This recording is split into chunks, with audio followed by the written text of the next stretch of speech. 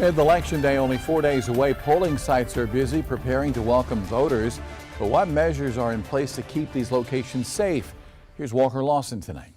This is going to be a very busy day. It's going to be a day where you will be standing in line for a significant amount of time. So having patience with those poll workers, having patience with other voters in line as you're there and waiting.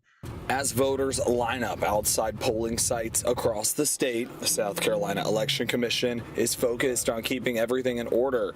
But after an incident at an Orangeburg polling site where tempers flared over a voter's "Let's Go Brandon" hat, many are wondering who's responsible for maintaining safety.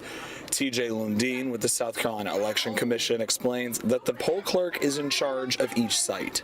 That the clerk is the head of that operation and what they say goes. The main thing that we try to enforce with our law enforcement partners is they should not be going to the polls without being called by the poll clerk, and the poll clerk is kind of the head of each polling place.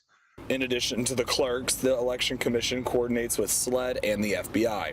Kershaw County Sheriff Lee Bone says they'll have extra deputies on standby to respond quickly if needed.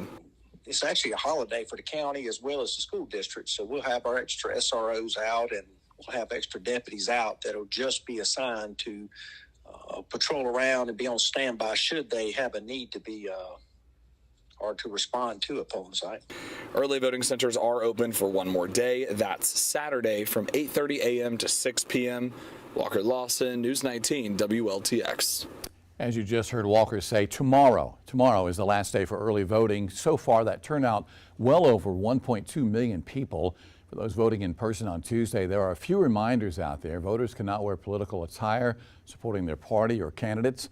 This includes shirts, hats, and buttons. You cannot carry a gun to the polling place. That's pretty much common sense.